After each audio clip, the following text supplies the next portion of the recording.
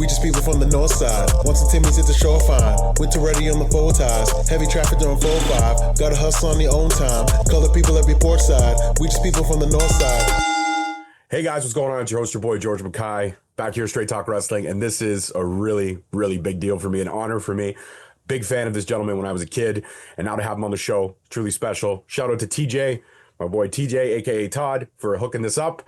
Please help me welcome Tony Norris, aka Ahmed Johnson, to Straight Talk Wrestling. How are you, sir? I'm fine, brother. You?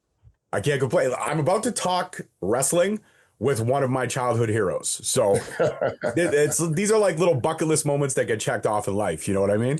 Oh, yeah. So, Tony, the first thing I got to ask is I'm a big Owen Hart fan. I don't know if you can see the picture behind me, but there he is right there, the Hart Foundation. I'm a huge Owen Hart fan. And I know that you were there in a pivotal time when Owen Hart was essentially the king of pranks. Now, I read online that there was a prank that was done to you. And I got to ask, having Owen Hart spotlight anybody on a prank is pretty special. But can you talk to me about the prank that was that Owen Hart pulled on you, the rib, AKA is what Which they call one? it?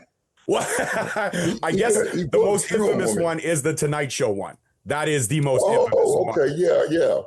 We was at WrestleMania, and I'm in my hotel room, and my phone rings.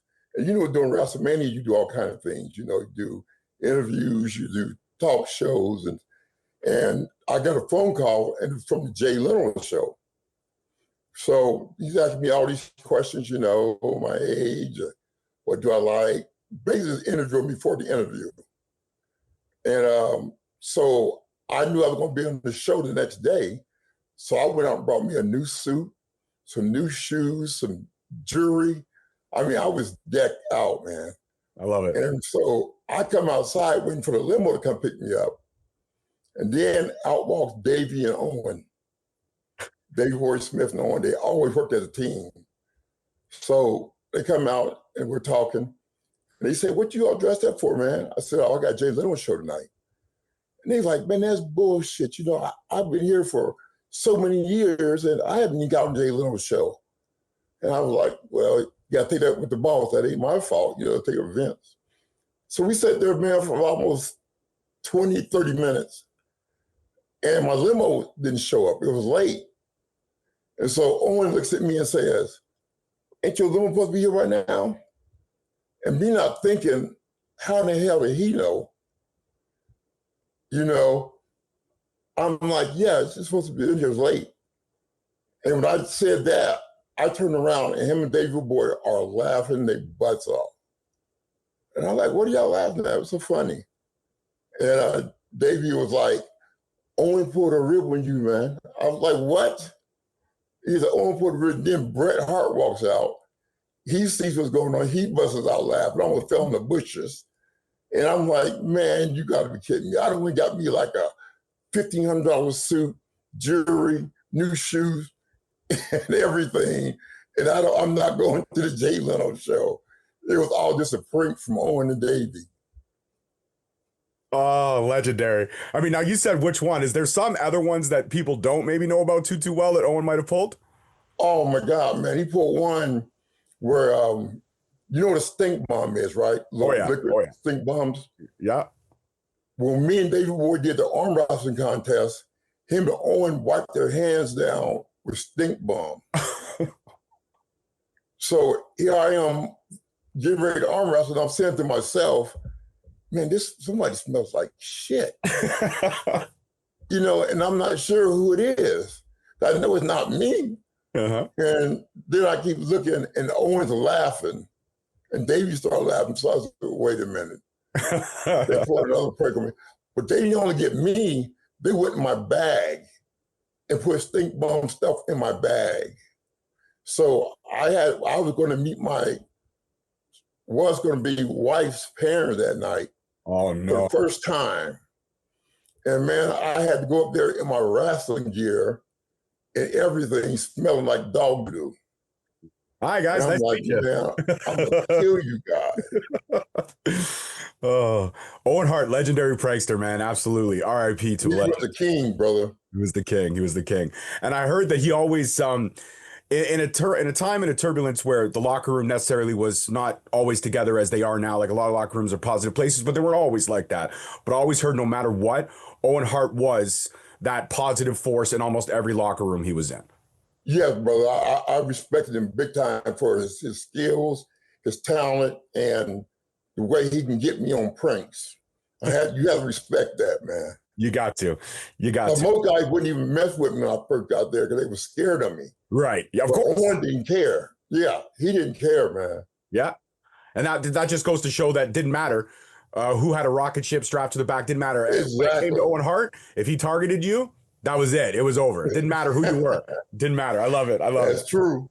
I love it. So speaking of locker room division and stuff like that, there's always been reports of certain things, egos, clashes of titans back there. And obviously one of the most infamous, backstage feuds that did spill out beyond in front of the curtain was you and Farouk, aka Ron Simmons. Now, recently, there was a picture of you two, I believe back of May this year, where you two connected with Savio Vega. You guys took a photo, and it seems like from your Facebook post or a post that you also put out there that you guys have kind of buried the hatchet on that. Is that correct? And how did you feel about putting all that animosity to bed?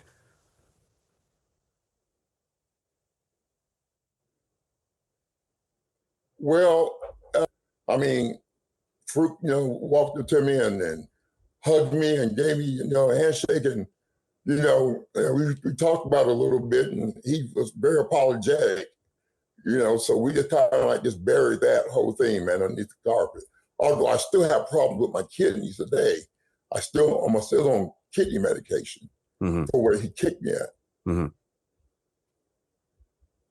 But I mean, on the plus side, at least you're able to kind of have a consensus. And I understand there were long-term effects, but it's always good when you can kind of put those animosity sequences at least be coexisting in a peaceful way. Would you not agree? Yes, I agree totally. All right, perfect. I love that. Now, to talk about your career and everything that was Ahmed Johnson, 1995, 1996, you debut. You got a rocket ship track to your back. You're the first ever African-American Intercontinental Champion. That's in the history books, never going to change.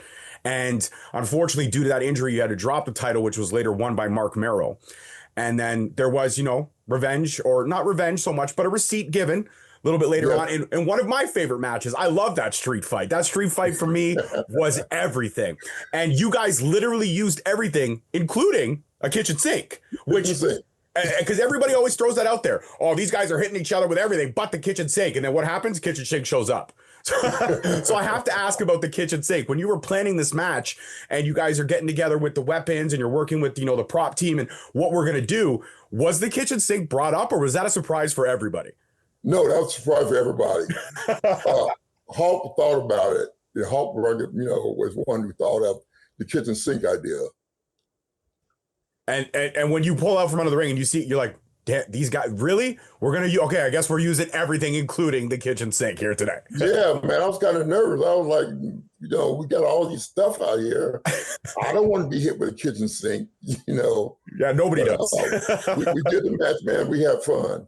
Yeah, it was one of my favorite matches. It's one of those matches for me that just holds a special place because I remember it so well. I was not in the best, I guess you could say, headspace as a child. I was bullied. So that time during school, I'd kind of taken a little bit of a timeout. And then that match happened that weekend that I was kind of in the timeout. And I was like, this is perfect because this is the distraction that wrestling is for life. When life sucks and people get too much, you can literally throw on pro wrestling and just drift away. And I'm sure you've talked to fans over the years who have appreciated your work. There are fans that have their opinions. Everyone's a keyboard warrior. Fuck those guys. The fact is, you did it. You reached the mountaintop because you were in WWE. WWE is the pinnacle of pro wrestling, in my opinion. Yes. And when you make it there and have the success that you had in that short span of time, despite all the other muffled, blurry lines backstage, you still carved out a piece of history for yourself. So when you meet a fan, someone like myself who says, you know what, you were a big part in a shitty time in my childhood. What does that mean for you? Man, it means so much to hear from my fans, especially fans like you. Like you said, some stuff is positive, and you got your fans who are negative. They're going to be negative no matter what, But yeah, brother, I mean, a fan like you, man, and TJ and all the other fans I got, it really lifts my heart up, man. Absolutely. I love that.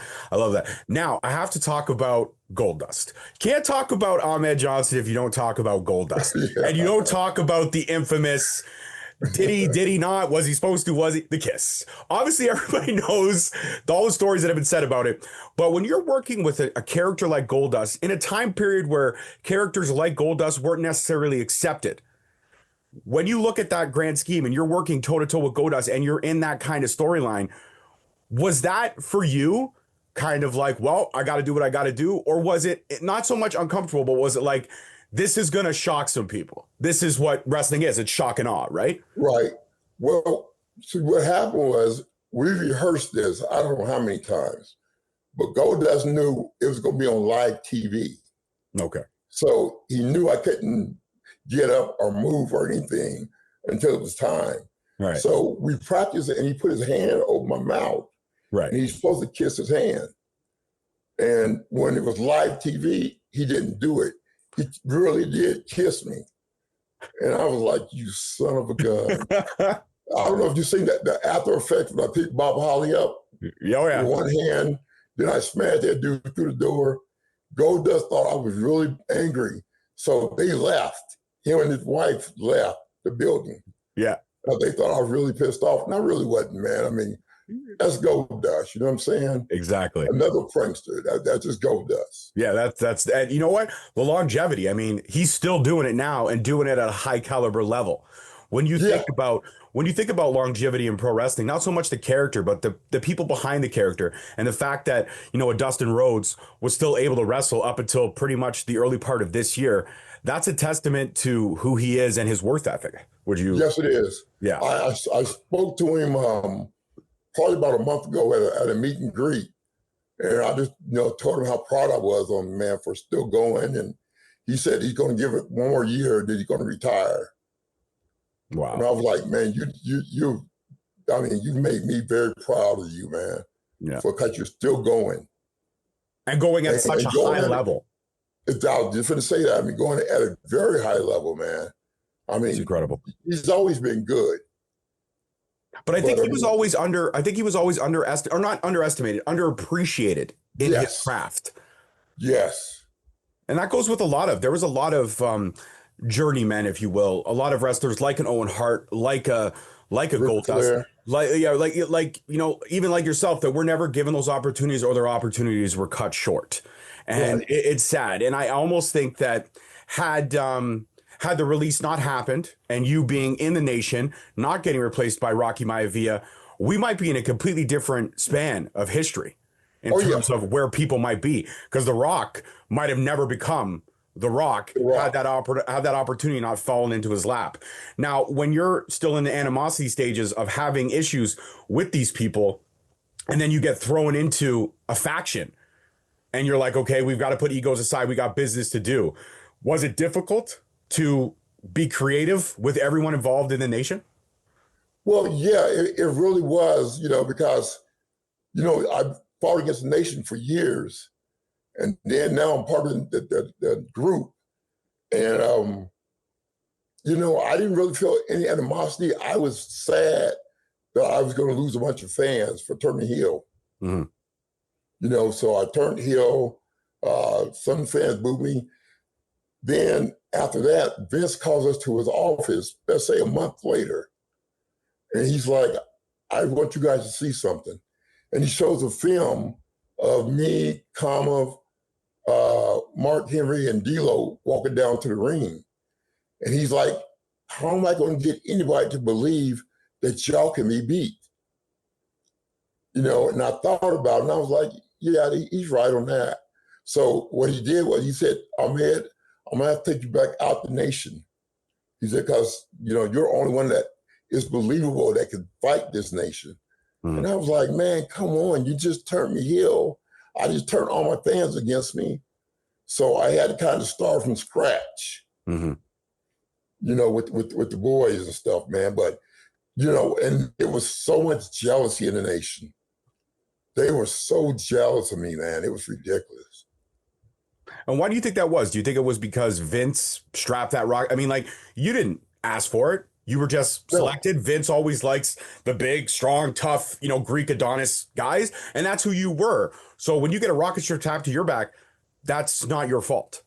no, not at all. But they And didn't see it that way. yeah, the Green Eye Monster is a fickle bitch. Let's be honest, Yes, fickle. yes. And when And I it comes, mean, when people turn it on, they can't turn it off.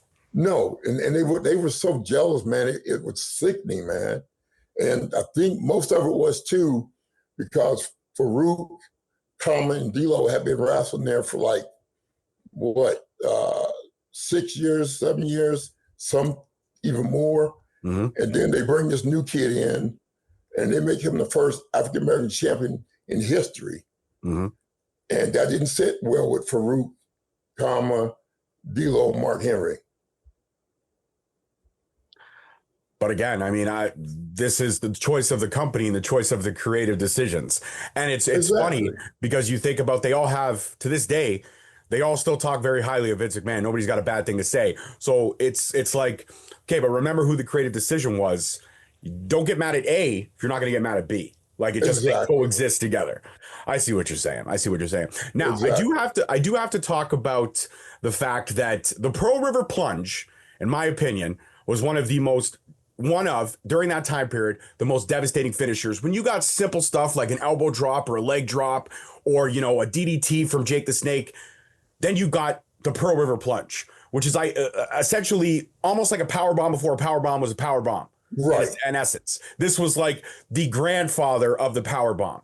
When you're in a time period where finishing moves were so predictable and so protective, and you're trying to figure out who Ahmed Johnson is, and you're from Pearl River, that's the name of where you grew up, that's where you're from, and you tie that into your finisher and you make it this just devastating maneuver that not a lot of people kicked out of. What was the design by that to shake up the business because everything was such a blasé finishing move at that time period? Well, in a way, yes. I had learned it when I was in Japan, and I started doing it. And Kendo Nagasaki told me, keep doing it. He said, that's an awesome move, keep doing it. But if you notice today, nobody has duplicated or copied that move. No. Because it takes too much strength. Mm-hmm. Because when you lock a guy arm behind his back, and you got to pick him up basically and flip him. I mean, not too many guys are strong enough to do that.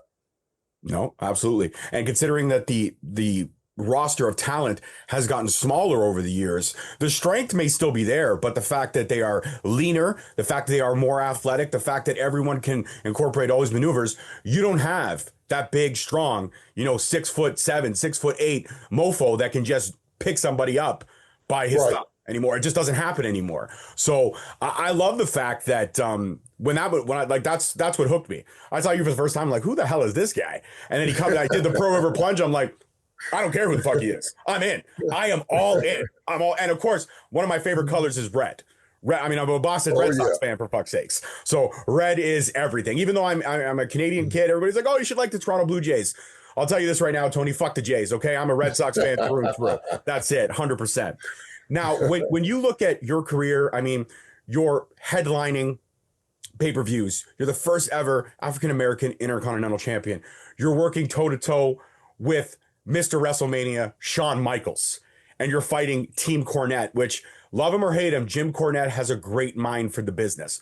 When that whole Camp Cornette, versus, the People's Posse and all that stuff that was happening, how cool was it to be there with one of the greatest icons in sports in Shawn Michaels and be able to work side by side with him, Psycho Sid, and so many great moments during that feud? Well, working with Shawn was great, and it showed me the confidence that Vince had in me, mm-hmm. because he wouldn't put you with anybody, especially when there's top talents, if he didn't think you were going to get over, And the thing about Shawn, man, I'm kind of on the teeter-totter with Shawn, because I seen him do some stuff that was very bad. And then, he let me tag up with him, so I appreciate that. But, when they started that click thing, man, it just totally got out of hand.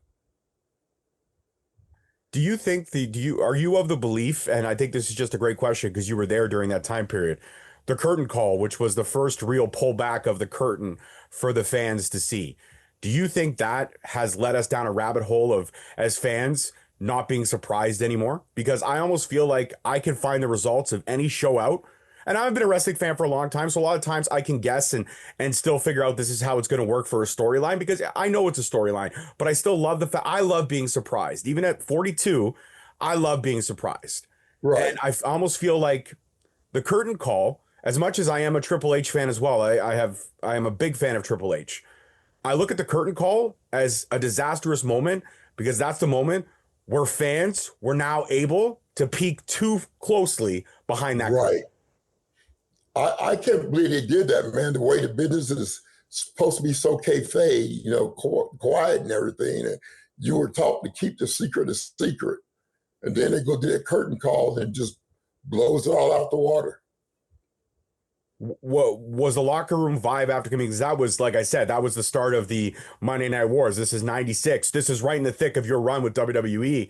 When that happened, did the locker room change all in the span of 24 hours when the curtain call took place? Yes, it did. Yeah. Yes, it did. And not in a good way. Well, a lot of guys were pissed off about it. Right. And then you have some guys who were glad about it, you know. Really? Yeah. They thought it was time for the fans to see what was what? Right, to see what was going on. Because, I mean, the word was already out, you know it's not real, but it is real to a point. You know, like people ask me all the time, when you get them chair shots, do they hurt? Yes, we actually use a steel chair. You know, there's nothing fake about that. There's nothing fake about me picking you up over my head and slamming you down. I mean, you got to take that. And if you don't know how to take them bumps, man, you're going to be in a lot of trouble. Absolutely. Absolutely. And if you're not properly trained, and we've seen it, we've seen how training can be a benefit, but it also can be somebody who says they're trained but not greenlit all of a sudden starts taking bookings, and then it could be a recipe for disaster. We've seen both sides of the same coin. And safety is a big thing. And to talk about, again, to go back, I mean, Farouk, we know the kick was open. It was unsafe. You've had kidney issues. But there are also some people out there that have said in turn that you yourself might have been a little bit unsafe back then. I mean, it's kind of a juxtaposition, right? Because you're pointing out the unsafety, but there's people out there, again, people who have never stepped in a ring saying, oh, he was fake, he was this, he was that. And I'm like, well, I want to hear it from you. So what's your thoughts on that? You know, there was time, just to be honest with you, there was time, you know, when I was a little stiff, but most of the time when I got stiff, it's because you got stiff on me. So I had to give you a receipt. Because in the business, if I'm fighting you and you let me hit you hard several times and you don't do nothing about it, the word gets back in the locker room to the boys that old George he ain't gonna fight you back, man. You can hit him hard if you want to. But, you know, so you give receipts.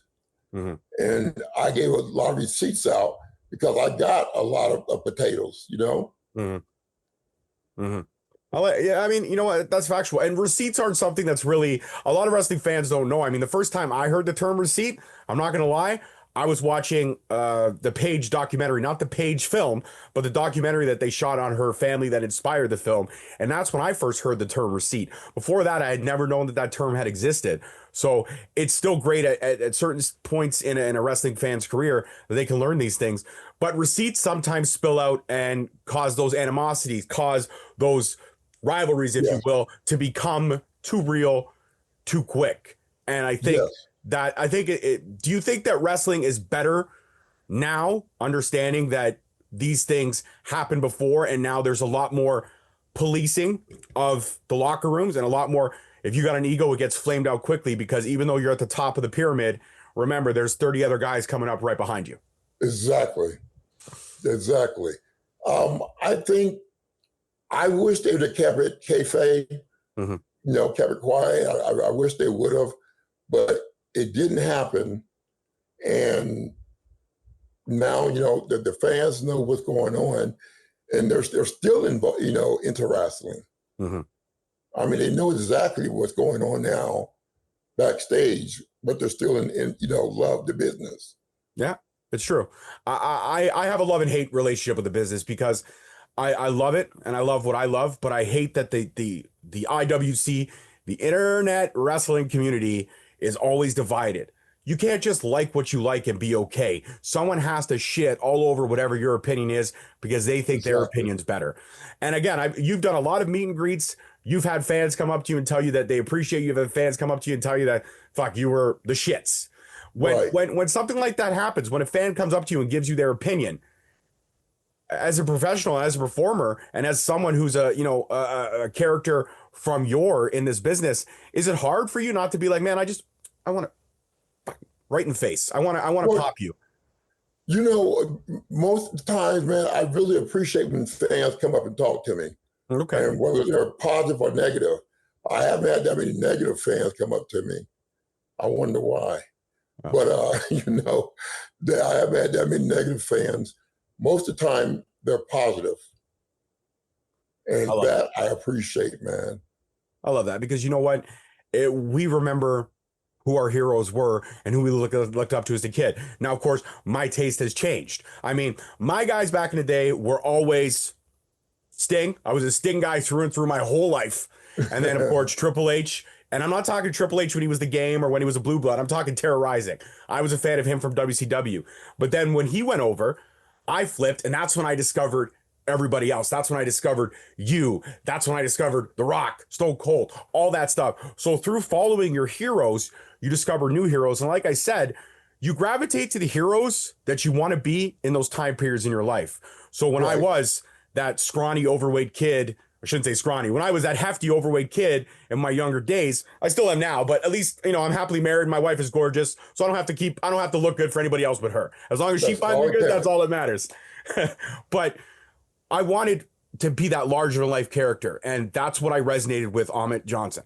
Ahmed Johnson to me was that character who I wanted to be in real life. I wanted to be tough as nails. I wanted to take no shit. I wanted to be able to pick somebody up over their head and slam them down. So I feel like even these days, as us wrestling fans are becoming older and we're exposing our children and our children's to the next phase of wrestling, is it cool when you see a father or a grandfather come up and they're like, man, you're my guy, and I've been telling my grandson or how cool are those moments? Man, those are the greatest moments, man. And most of the guys that come up to me, because ever since I left, I haven't seen anybody with the kind of intensity that I had. I mean, I was always rearing up, ready to go, man. And you don't see that anymore. People come out with that kind of intensity. You don't see it. Well, you didn't see it back then either, unless I was doing it. But, we got a few copycats out there that try to do it. Mm-hmm. It's never going to be the same. Once there's one, there can only be one. Right. You can have people that compliment, he reminds me a little bit of this person, or he has a little bit of this person in him, but he's never going to be, or she's never going to be that person. Exactly. And I mean, you look at the short span. Ahmed Johnson came in when the Bret Harts of the world were there, when the Shawn Michaels of the world were there, when, the Razor Ramones and the Diesels had moved on. And there was that void to fill.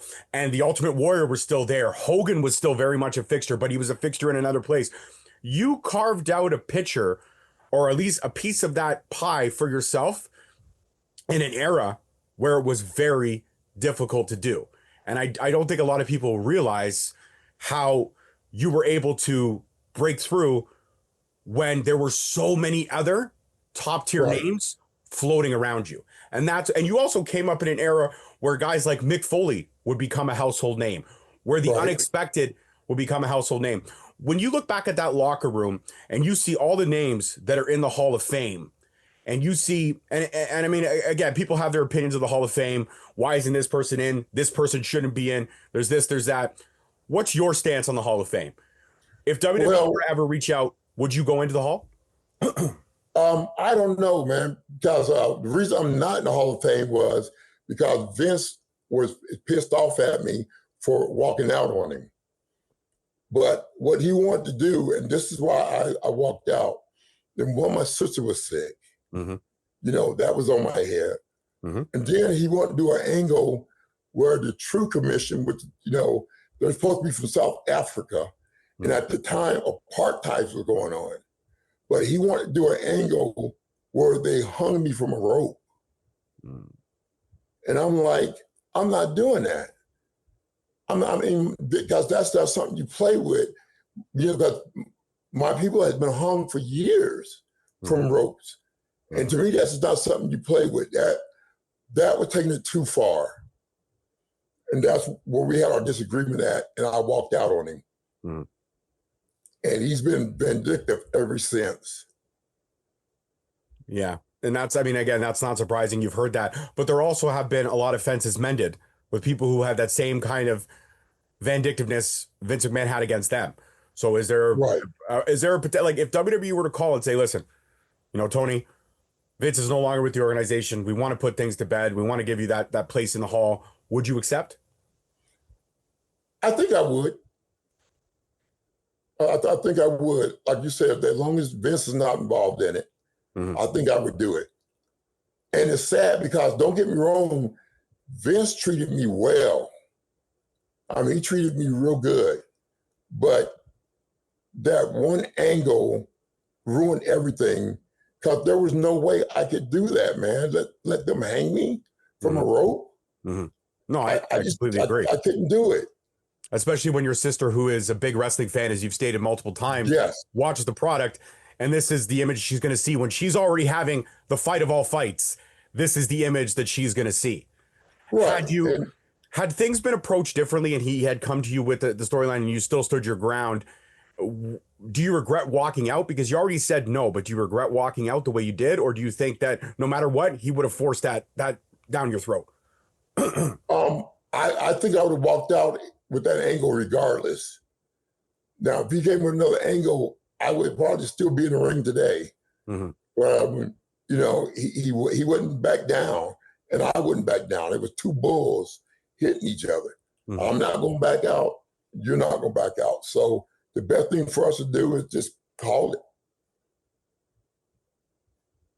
Yeah, no, 100%. I agree with the stance that you had. And you've also stated that, I mean, okay, let's be honest. I'm going to ask a pull point question here. Vince McMahon, when all the stuff came out about him a few years ago, was it surprising? Not really. Was it a little bit like this should have came out fucking years ago? Yeah, I was kind of, you know, because there were rumors out when I was there that they were messing around with the girls and even some of the boys.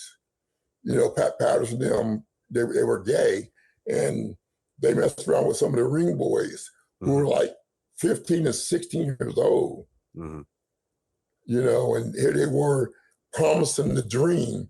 You know, if you do this for me, I'll make sure you get a spot at the top of the roster. You know, and I'm sure them young boys didn't know any better. They were just chasing their dreams. Yeah, and they were kids. They were unfortunately, easy targets and easily influenced. And it's sad. And when those rumors were floating around, you still have to conduct business. So it's really hard. And again, whenever somebody reaches that pinnacle of success, everyone's quick to tag him down. So it was hard to, I guess, not so much pinpoint what was real and what was false, because accusations have come out that have been proven to be false. But when all this stuff does come out and you're like, damn, do you ever feel like maybe all of you, if you had been united on that, could have maybe stopped all that shit from happening? Not yourself, like not putting all that on your shoulders, but had the rumors been confronted earlier and all of you, like the entire roster got together and said, no, this is not right. We're not going to take this shit anymore. Do you think that would have changed anything, or he would have just fired everyone? I think it would have changed a whole lot, man. But the thing about professional wrestling that bothers me is because, you know, I was in the military. I was most distinguished undergraduate in the military. I was with the Dallas Cowboys for a while. So I was used to having a team around me, or at least that team type of atmosphere. Brother. And WWF, it wasn't that, brother. It was every man for himself. And I couldn't get with that. And then they start forming these cliques. The Nation had their clique, the Hart family had their clique, Shawn Michaels had their clique, and I didn't get involved with any of the cliques. And I think that also made people mad. So I wouldn't, jump over to the Nation because they're all black. I just wasn't going to do it, man. You associated with who you liked, and that was it. Plain exactly. Hey, listen, I'm a man of morals. I can respect that. This is, well, why do I have to be over here? Why do I have to be? I can be with everyone. I could be pleasant with everyone and not have to have those close friendships, but I can still be pleasant with everyone. Exactly. And that's the good thing about, I guess, all of that. As the new crop of talent has come in, we don't need to fight. We don't need to scratch. We don't need to claw. There's enough for us, for everyone, if we all just work together to build a better product. And I feel like that's where pro wrestling is at now. I feel like the locker rooms are a little, I'm not going to say they're not completely not toxic, because that would be bullshit, because people always have egos. Oh, yeah. But I will say they're a lot better than they probably were back then. Well, brother, you hit that right on the nose. It's just, like I said, it's every man for himself, and if you did get a push or get moved up the ladder, then they hated you. Like Yokozuna, for instance. I love Yokozuna, don't get me wrong. But I'll tell you the story. When I first got to WWF, if you recall my first TV match, I slammed Yokozuna. Mm-hmm. Okay. I went to Yokozuna before the match, and I was telling him what Vince wanted us to do. And I was like, he wants me to slam you. And Yoko had hatred for me back then. And he looks at me and is like, well, I hope you can pick me up because I'm not jumping to help you. And I'm like, this boy's almost 600 pounds. I don't know if I can do this, saying to myself. But then when I got in the ring and heard the cheers from the crowd, it just boosts me up, man. And I was able to get him up and slam him. I hurt my back in the process, but I was able to do it. Well, listen, you hurt your back, but you were able to do it. So you got to give yourself credit for that one. You're going to at least fight through the pain. 100%. That's okay. That's what massage therapy is for, right? Little hot stones, you're good. When you look at all the personalities that you were with in those locker rooms, was there anyone that had that on-screen persona of being just a douchebag, but behind the scenes was just a real sweetheart? Let me think. I don't know about the Warrior. I guess the way I see it, George, is I treat you the way you treat me. Mm-hmm. Okay? If you treat me good, I'm going to treat you good back. Mm-hmm. Okay? But the Warrior had this reputation of being, an asshole backstage. But I didn't see that with him, man. I remember I came into the building one day and he was in his locker room getting dressed. And he said, Ahmed, he said, come in and get dressed with me, man. And I was like, what an honor. I mean, I get to get dressed in the same room as the Warrior, when he invited me in. And so I went in there, man, and he started schooling me about the business, tell me what to watch out for, who to watch out for. And he even said himself, don't take anybody here as being your friend, because they will backstab you in a heartbeat. That's why the people I associate with, from the WWE is very few. My main boy I associate with is Savio Vega. That's my main boy I associate with. I used to talk to Farouk, maybe we'll get back talking again on the phone. But, Farouk was my boy back then. Rikishi was my boy back then. I thought, until, all these dumbass rumors and comments start coming out. Mm. And that's what hurts the most, right? Because it's like, you want to say it, but if people knew the other side of the story, they would see things differently, right? Because there's two sides to every story: yours, his, and the truth. That's exactly. Just like Mark Henry was kept going on podcasts and saying, "Oh, Ahmed hurt Farouk by kicking him in his kidney first." I'm like, that was Farouk's debut when he kicked me in my kidney. I hadn't even touched Farouk. Matter of fact, I hadn't even seen him until he went out for the match. Mm-hmm. But, Mark Henry started that rumor that I hurt Farouk first and this, that, and the other. No, I did give him a receipt. And during the Chicago street fight, I slammed him through the table really hard, and it broke one of his ribs and it scratched his lung a little bit.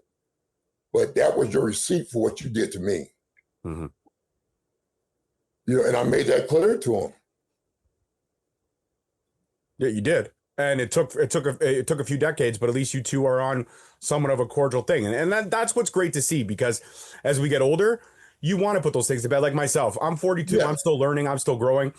I thought I had some built up beef in my mind that I didn't have. And last weekend, I was able to squash that beef and I was able to correct it. And both of us were seeing sides from a different angle. And then once we came together, it was like, you know what? I was being stupid. I admitted that. I'm like, you know what? I don't got no beef. You're doing your thing. I'm doing mine. We can coexist in the same fucking pool. And, exactly. And I was very glad I was able to put beef together. So, you know, I'll even say it. Shout out to Johnny iPro, because him and I thought I had some issues with him. He's another podcaster, and that's never the case. There's something that I probably built up more in my own head than ever was the case. And had I just talked to him earlier, maybe all those months of bullshit that I was putting myself through could have just disappeared. You know what I mean? Exactly. I think it takes a bigger man to apologize, a bigger man to admit their wrongs, and not even a man, a bigger person in general to admit their wrongs and their shortcomings so they can rise above it. And I think, you know, you and Farouk having that meeting of the mind, shaking hands, saying, listen, I'm sorry, this was said, that was said, fuck it. Let's just be cordial. We don't got to be best friends again, but we can still exist in the same space. Exactly. I love that. And that thing about me and Farouk was, I respected him because he got on a podcast and he said, yes, I was jealous of Ahmed. He actually admitted it on a podcast. And I was like, you know, that was pretty cool for him to come straight out and say it. Absolutely. Where the other guys wouldn't come out and say it. But he came out with the truth, you know. And he said, yeah, I was jealous of Ahmed. Well, I mean, I could see why. I mean, you come out, you're this larger than life character. When he debuts, he's given a horribly god-awful creative. I mean, he talks about all the time, that fucking helmet. I don't know what the fuck was going on with that, man. And you know what? And when you see the juxtaposition of the debuts, Ahmed Johnson comes out, first television match, he's slamming Yokozuna. Farouk comes out, first television match, he's dressed like a cyborg gladiator. I mean, and I'm not making fun of him. It's just, you got to see that. You got to see the juxtaposition. You got to, like, if I'm him, I'm like, what the he got to slam fucking Yoko, and you got me wearing this fucking thing. Yeah, football helmet. Yeah, like what the hell is happening right now? Yeah, that's what I'm thinking. So I could see that the jealousy would set in earlier, just based off of the two different juxtapositions on the debut, right? Right. I never thought about it, Jordan. I'm glad you said that. I never thought about it like that. But yeah, I think I would have been jealous too. Yeah. Somebody's coming out slamming Yokozuna, who was like a fucking behemoth. And then, hey, how you doing, buddy? Nice to see you. Welcome to the team. Wear this helmet. What the? What the fuck, man, shit? That's probably where Dan came from. Pretties are hard, man. Yeah, that's probably where Dan came from. He probably looked at it the first time. Damn. That's probably where it came from, man. All right, Ahmed, my final question before I let you go, and again, thank you. This conversation has been life-changing, and I appreciate the time, because a lot of legends, or you know, people from the early days of pro wrestling, they don't give people time like this for just anything, and you gave me the time for nothing, and I appreciate that. So, Ahmed, before I let you go, I believe in like young wrestlers and young podcasters. You know, they ain't got to be a Hannibal or a top of the line podcaster. I like working with the real people like you, who go to ask real questions. You know, not somebody who's going to script out, you know, oh, this person said this about this person said that. I like working with real people like you, man. I appreciate that, sir. Well, I try my best. That's why I wanted to. We talked on Friday. We set this up. I'm like, okay, 3 days. I know my facts, but I got to brush up a little bit, and I want to make sure the questions are asked differently, and that I can we can have a conversation from a different angle. So, and I feel like we hit that nail on the coffin. Now, my final question: in your WWE run, there was like I said, so many amazing talents in that locker room. Was there anyone that you didn't get the chance to work with that you really wish you would have been able to work with? Yeah, there's two people actually. Okay. I wanted to work with Stone Cold, and I wanted to work with Sid Vicious. Oh, Cause I think that would have been a hell of a match. But hell you of know a what feud. my dream would have been? If me and Farouk would have tag teamed together. Hmm. That would have been an awesome tag team. Mm-hmm. You know, I could see Ahmed Johnson and Farouk versus the Road Warriors. Oh yeah. You know, that would have been a hell of a match, man. Because, you know, Hawk didn't play in the ring. Mm-hmm. Hawk didn't play at all, brother. You know, I got to wrestle Vader, who was one of my bucket lists, was Vader. Mm-hmm. But if I could have got Sid Vicious or Stone Cold, I'd have been happy. Amazing. I love that. Those I figured that I knew Stone Cold was going to be there, but Sid Vicious' answer surprised me and excited me in the same breath, which is very, very cool.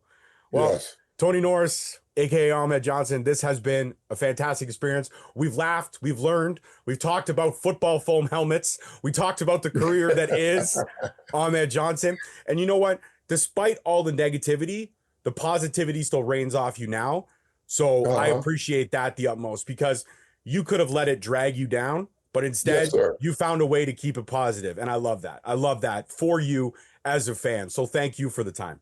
No, thank you, man, for having me on. I appreciate you, sir. All right, guys, that's it for this one. Peace, love, and wrestling. Don't forget to click the link below and subscribe. Follow all the socials, and we'll see you guys next time. Peace.